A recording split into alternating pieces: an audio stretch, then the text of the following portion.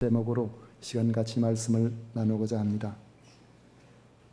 지치도록 무덥던 여름이 단 며칠 만에 가을의 초입으로 들어가 버렸습니다. 창문을 열어놔도 밤잠을 설치게 하던 열대야가 언제 있었느냐는 듯이 문을 닫지 않으면 한기를 느끼는 밤이 되었습니다. 그런데 이렇게 변덕심한 계절을 허물할 사람이 누가 있겠습니까? 오히려 이런 변화 때문에 우리의 세상은 살아볼 만하지 않나 그런 생각을 하게 됩니다. 9월로 들어서는 문턱에서 우리 모두 건실한 열매가 기대되는 좋은 가을을 맞이하시기를 축원합니다. 열흘 전쯤에 두산 이부 106동 뒷문으로 들어가는 도로가에 마을 주민이 깻단을 마른 햇볕에 바짝 말려보려고 세워놓은 것을 보았습니다. 그 옆으로 지나가다 보면은 이 참깨의 그 냄새가 코를 이렇게 들어오는데, 우리 어릴 때에 늘 깨 타작하고 그런 정서로 돌아가는 그런 느낌이었습니다. 보통 깨의 그 아래에 한 3분의 1 정도 잎이 누른 빛을 띠게 되면은 그것을 베어서 말리는데, 여기서는 잘 모르겠습니다만은 우리 어릴 때 보면은 이 부분을 묶어가지고 산발이 같이 다리를 3개로 해서 이렇게 세워놓고 그 밑에는 그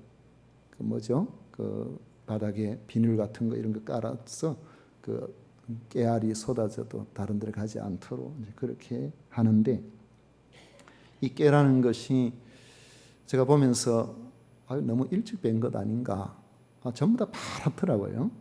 너무 일찍 뺀 거 아닌가 그런 생각이 들었는데, 깨가 참 어렵습니다. 좀 늦게 베면은 먼저 익은 아랫부분이 벌어져 가지고 깨알이 다 쏟아져 버리고, 또 너무 일찍 베면은 윗부분이 제대로 여물지를 않아서 위에 깨알은 전부 좀 이렇게 쭉덕한 게 말이죠. 그렇게 되니까 이 베는 시기가 참 중요하죠. 건실한 열매를 얻기 위한 수확의 때가 있는 것처럼 우리도 주님 앞에서 우리의 믿음의 열매를 보여드릴 때가 반드시 있습니다. 그 때를 위해서 우리는 지속적으로 우리의 믿음을 점검해야 합니다. 바울 사도는 고린도 교회 성도들을 향하여서 예수 그리스도께서 그들 안에 계신 줄을 스스로 알지 못하면 버림받은 자라고 하면서 믿음 안에 있는가 너희 자신을 시험하고 확증하라고 합니다. 이 말씀을 따라서 오늘 우리가 믿음 안에 있는지 우리 자신을 시험하고 확증해 보시기를 바랍니다. 나는 믿음 안에 있는가, 이러한 명제를 가지고 우리가 생각할 때에 믿음 안에 있다는 것은 무엇을 의미할까요? 통계에 따르면 전 세계 인구 중에 종교를 갖지 않은 사람은 불과 16%밖에 되지를 않는다고 합니다. 2008년도에 미국 통계만 봐도 15%가 종교가 없고 85%의 사람들이 종교를 가지고 있다고 합니다. 그런 점에서 인간은 그 본성에 있어서 본래부터 종교적인 것이 아닌가 하는 이런 궁금증이 든다는 그런 사람들이 많이 있습니다. 만약에 이런 것에 궁금증을 가지고 있다면 그 자체가 종교적이라고 말할 수가 있을 것입니다. 아예 관심이 없으면 그런 이야기에 무시해 버리겠죠. 우리가 생각해 보십시오. 사람과 유인원과 원숭이가 고릴라나 오랑우탄이나 이런 것들과 육체적으로 어떤 차이를 발견할 수가 있느냐 하면 거의 없습니다. 우리가 가지고 있는 오장육부를 유인원들도 다 가지고 있습니다. 우리가 맹장을 가지고 있듯이 그것들도 그것을 가지고 있습니다. 그러면은 우리가 그들보다 더 뛰어나지 않느냐, 그렇게 이야기할 사람이 있을는지 모르지만은 사람도 더 뛰어난 사람이 있고 덜 뛰어난 사람이 있듯이 그런 차이로 본다고 하면은 별로 어떤 차이를 판단하기가 어려울 것입니다. 그런데 완전한 차이가 하나 있답니다. 그것은 바로 이러한 유인원들에게서는 어떤 경우도 종교성을 찾아볼 수가 없다는 거예요. 이 종교성은 사람에게서만 나올 수 있기 때문에 그런 점에서 종교성 유무로 인간과 그 유인원들과의 완전한 차이를 판단할 수 있다라고 주장하는 사람도 있습니다. 사람들 중에는 이성적인 인간과 이 종교적인 인간으로 분류하고 싶어 하는 그런 사람들도 있습니다. 이성적인 인간은 철학적 인간으로 연결을 짓습니다. 종교적 인간은 비이성적인 인간으로 치부해 버리고 싶어 하는 이 이성 우월론자들의 주장이죠. 그런데 스스로 이성적 인간이라고 생각하는 이가 솔직하고 정직하게 인간을 바라보면 우리가 철학적인 인간에게는 어떤 경우에도 답이 없다는 사실을 고백하게 됩니다. 왜냐하면 철학이 죽음으로 결론 짓는 인생에게 적절한 답을 제시한 적이 한 번도 없기 때문에 그렇습니다. 그래서 철학자들 중에서 결국에는 종교로 돌아가 버리는 경우가 많이 있는데 바로 거기에 이런 이유가 있어서 그런 겁니다. 이성을 넘어서는 믿음의 문제가 우리에게 대두되는 것입니다. 그런데 바울 사도가 너희는 믿음에 있는가? 너희 자신을 시험하고 너희 자신을 확증하라고 할 때에 여기에 믿음이라는 것은 철저하게 예수 그리스도에 대한 믿음을 근거로 하고 있습니다.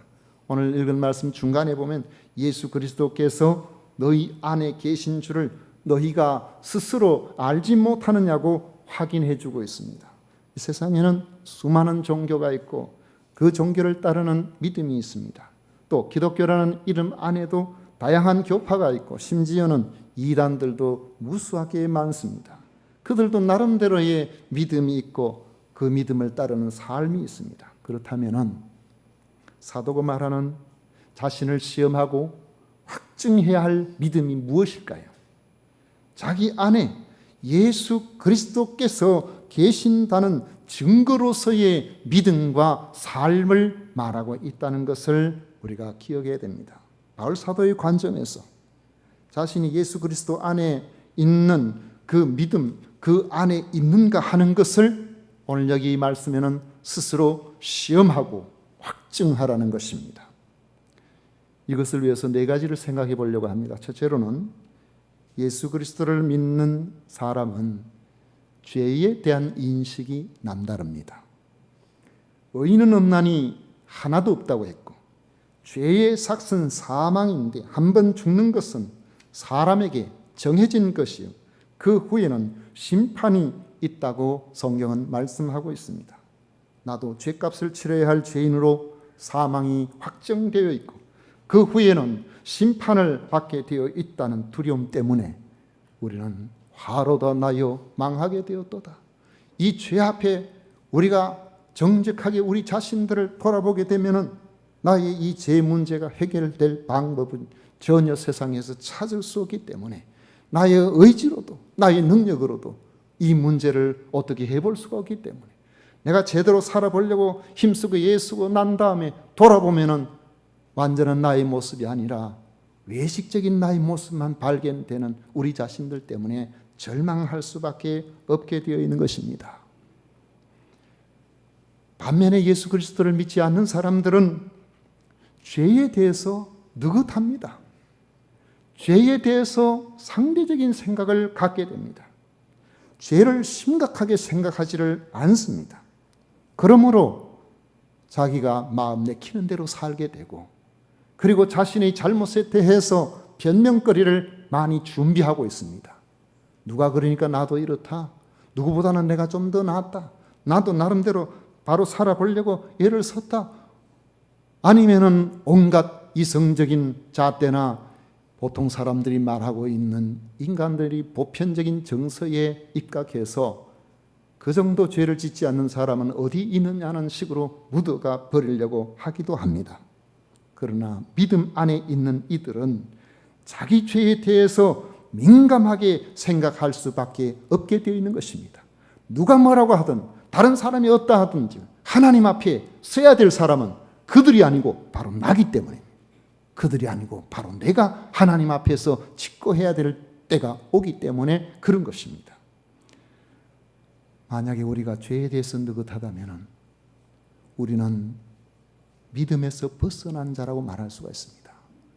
죄에 대해서 느긋하다면 우리는 어떻게 보면 예수님과 상관없는 자의 삶을 살아가고 있다라고 말할 수가 있을 것입니다.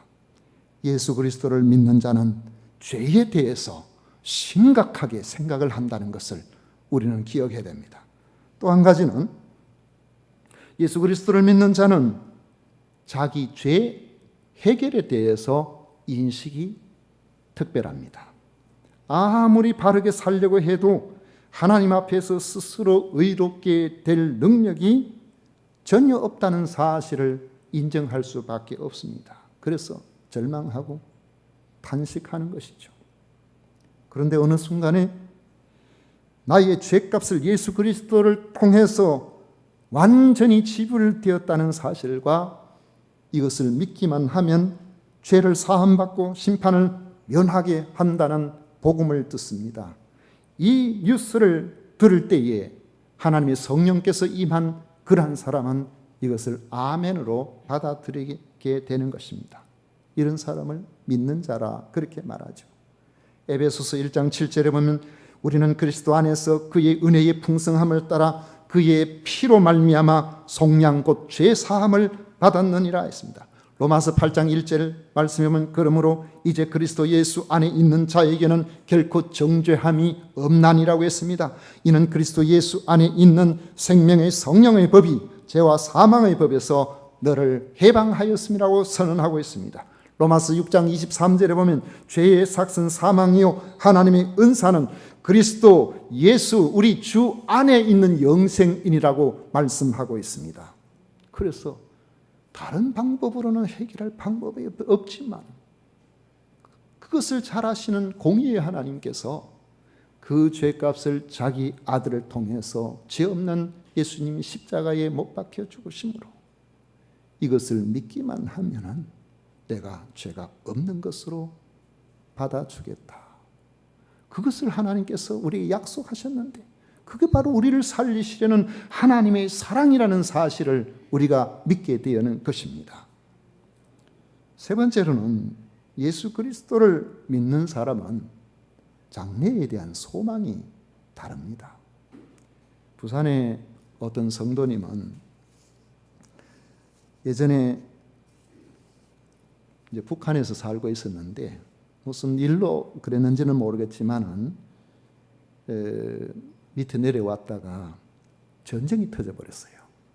그래가지고 북한에다가 자기 아내와 딸들, 자식들을 다 내버려두고 혼자 내려와가지고 있는 상황이 됐는데 신실하게 믿음으로 사시는 그런 분이 되어서 가정을 소중하게 여기고 북한에 있는 아내와 자식들을 생각하면서 남한에서 살면서 새로 결혼을 하지 않고 북한에 있는 아내와 자식을 만날 그날을 기다리면서 열심히 살았어요.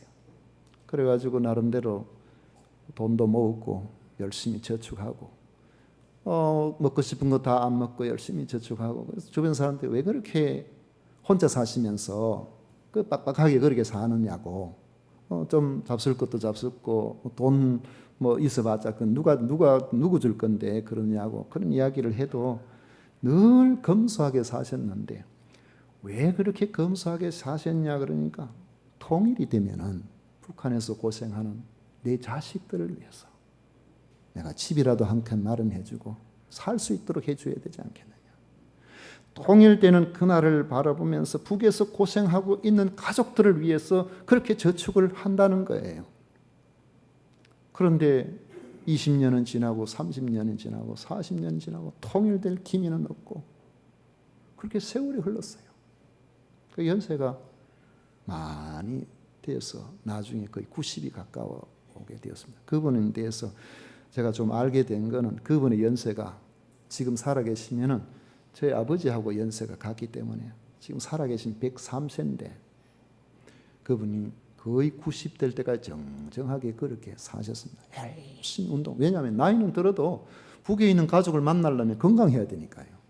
그렇게 했었는데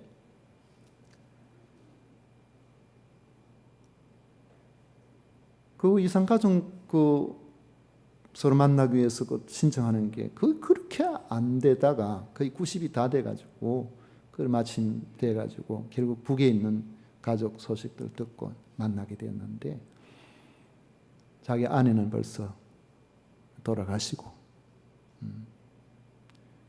딸들도 다 늙어서 그래가지고 아마 가서 만나고 왔는가 봐요.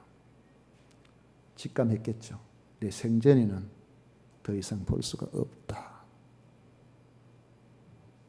그리고 거의 마음이 낙심이 돼가지고 건강이 악화돼서 오래 사시지를 못하고 그리 돌아가셨어요.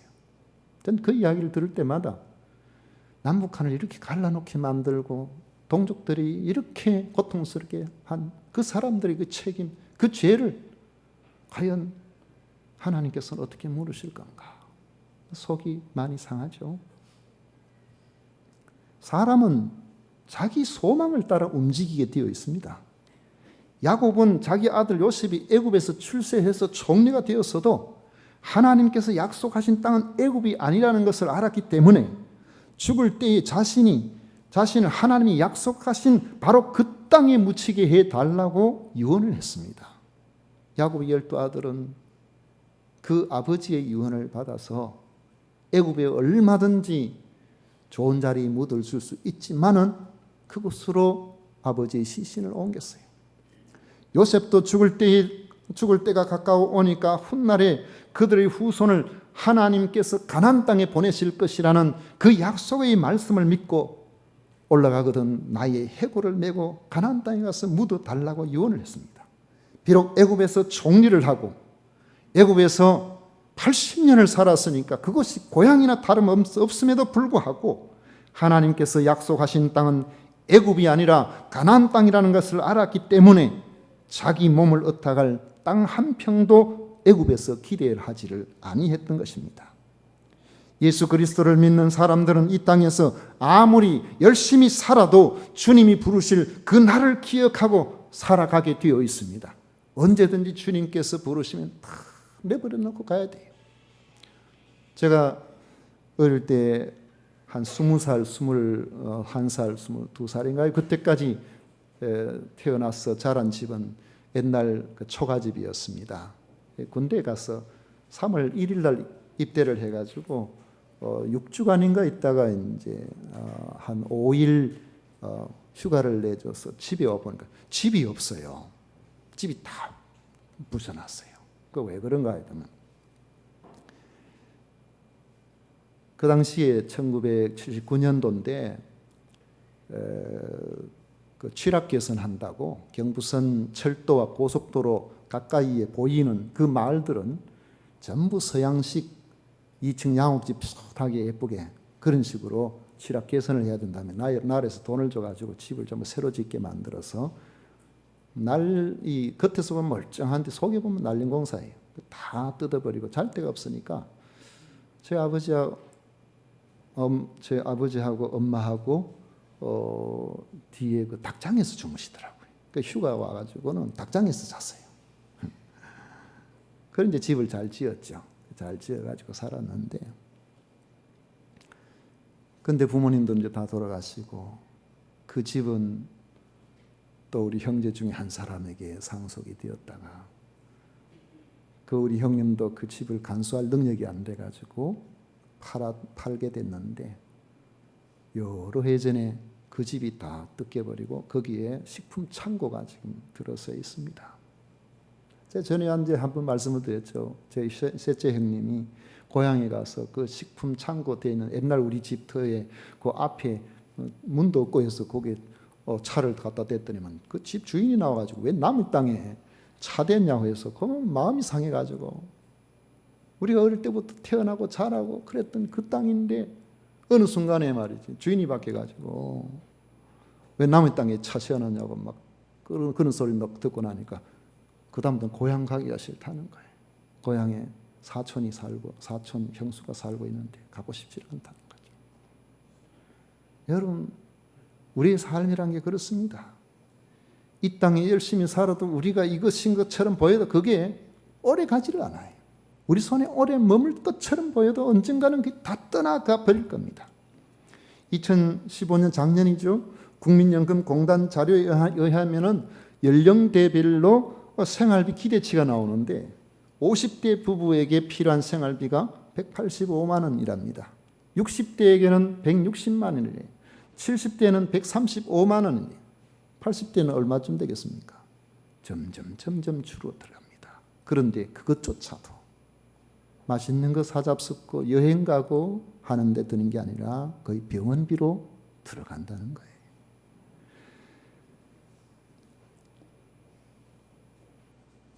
만약에 우리가 이 땅에서 구원을 준비하지 않는 그런 사람으로서 내세의 소망이 없다고 생각해 보면은 이 땅에서 우리가 어떤 소망을 구해야 되니까 끊임없이 땅에서 더 많은 거, 더 안전한 노후, 100세까지 끊임없이 뭔가를 추구하지만은 실상은 한 80 넘어가면요, 자식들이 우리 아버지, 우리 어머니 고생 많이 하셨는데 유럽 여행 한번 보내드리려고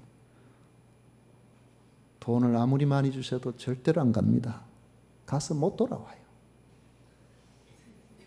건강이 안 되는데 무슨 해외여행입니까? 이 땅에서의 소망이란 게 그렇다는 거죠. 이와 달리 믿음 안에 있는 그런 사람, 그런 이들은 부활이라는 장래 소망을 붙들고 살게 되어 있습니다. 로마서 8장 11절에 보면 예수를 죽은 자 가운데서 살리신 이의 영이 너희 안에 거하시면 그리스도 예수를 죽은 자 가운데서 살리신 이가 너희 안에 거하시는 그의 영으로 말미암아 너희 죽을 몸도 살리시리라. 우리에게 영원한 소망은 부활의 소망밖에 없는 것입니다. 데살로니가전서 4장 16절에 보면 주께서 호령과 천사장의 소리와 하나님의 나팔 소리로 친히 하늘로부터 강림하시리니 그리스도 안에서 죽은 자들이 먼저 일어나고 했습니다. 디모데후서 2장 10절에 보면 그러므로 내가 택함 받은 자들을 위하여 모든 것을 참음은 그들도 그리스도 예수 안에 있는 구원을 영원한 영광과 함께 받게 하려 함이라 했습니다. 믿는 자는 구원과 부활과 영원한 영광이라는 장래 소망 때문에 복음 사명을 위해서 모든 것을 참고 견디고 그렇게 살아가는 것입니다. 네 번째로는 믿는 사람은, 예수 그리스도를 믿는 사람은 자신의 삶을 그리스도와 일치시키려고 몸부림칩니다. 바울 사도는 편지를 쓰면서 고린도전서 1장 2절에 보면 고린도에 있는 하나님의 교회 곧 그리스도 예수 안에서 거룩하여지고 성도라 부르심을 받은 자들이라고 합니다. 또 고린도전서 1장 30절에 보면 너희는 하나님으로부터 나서 그리스도 예수 안에 있고 예수는 하나님으로부터 나와서 우리에게 지혜와 의로움과 거룩함과 구원함이 되셨다고 했습니다. 이런 사람을 바울 사도는 새로운 피조물이라고 그랬어요. 고린도후서 5장 17절에 보면 그런즉 누구든지 그리스도 안에 있으면 새로운 피조물이라 이전 것은 지나갔으니 보라 새 것이 되었도다 했습니다. 그리스도 안에 있는 사람은 죄에 대하여는 그리스도와 함께 못 박혀 죽었으므로 죄의 굴레 아래 있는 소망 없는 사람이 아니라 새로운 피조물. 새로운 피조물은 믿음 안에서 그리스도의 인격을 담고 그리스도의 분부를 따라 살아가는 그런 사람을 말합니다. 갈라디아서 2장 20절에 보면 내가 그리스도와 함께 십자가에 못 박혔나니 그런즉 이제는 내가 사는 것이 아니요 오직 내 안에 그리스도께서 사시는 것이라. 이제 내가 육체 가운데 사는 것은 나를 사랑하사 나를 위하여 자기 자신을 버리신 하나님의 아들을 믿는 믿음 안에서 사는 것이라고 말씀하고 있습니다. 이처럼 우리 안에 그리스도께서 계신다면 하나님 앞에서는 성결한 삶을 살려고 힘쓰게 되고 교회 공동체 안에서는 서로 사랑하며 살려고 애를 쓰게 되고 세상을 향하여서는 복음을 믿도록 섬기는 일에 최선을 다하려고 애를 쓰게 되어 있습니다. 바울 사도는 고린도 교회 성도들에게 당신들은 이런 믿음을 가지고 있는지, 이런 믿음 안에 살고 있는지 그것을 엄중하게 묻고 있습니다. 왜냐하면 고린도 교회 성도들은 그렇지를 못했어요.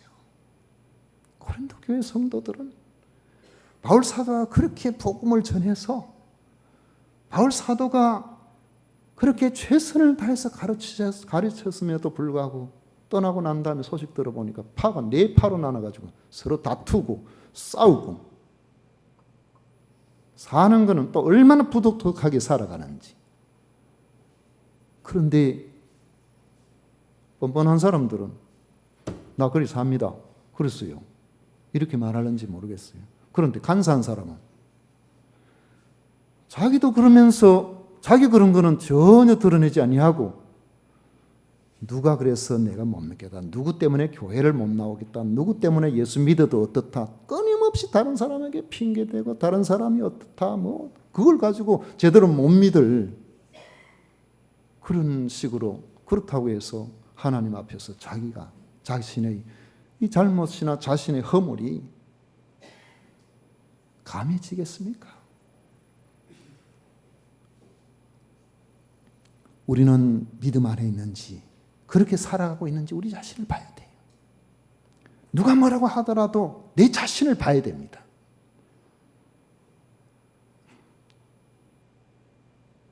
우리 그 CBS 방송, 기독교 방송에서 하고 있는 컨텐츠가 뭐 일반 TV 방송도 있고 라디오도 있고 뉴스도 있고 그래 하는데 그 중에 이제 노컷 뉴스라고 거기 보면은 사회적 약자를 위해서 나름대로는 최선을 다해서 뭔가 그런 부분이 나와요. 그러니까 아주 기득권층에 익숙해져 있는 그런 사람들이 볼 때는 이게 노컷 뉴스를 보고 있으면 꼭 저 작용화된 것처럼 보인다 이런 생각이 들 수도 있는 그런 부분이 있습니다. 그러나 그럼에도 사회적 약자를 위해서 나름대로는 최선을 다하려고 그렇게 애를 쓰는데 그런데도 기독교적 시각을 뭐 제대로 정보를 충분히 입수를 못해서 그런지는 모르지만은 제가 볼 때는 조금 무리가 있는 표현이 있더라고요.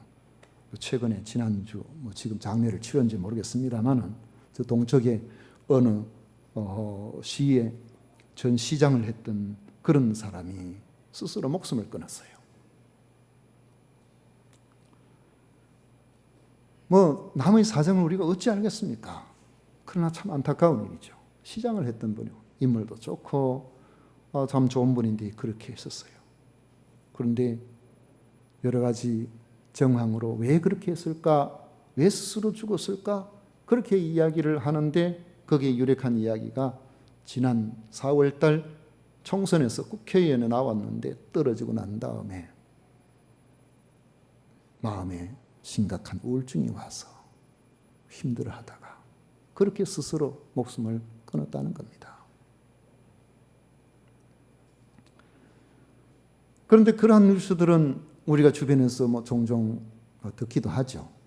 그런데 제가 그분의 양력을 보면서 참 마음이 아픈 것이 그분이 전 세계를 그리스도의 거룩한 도성이 되게 하고자 하는 세계 성시화 운동이 활발하게 벌어졌는데 그 세계 성시화 운동본부의 공동회장을 역임한 사람이에요. 노컷 뉴스에 보니까 아무개시가 소천했다라고 그렇게 나와요. 안 믿는 사람들이 예수쟁이들은 뭐 죽으면 다 소천이냐 그렇게 비아냥거려요.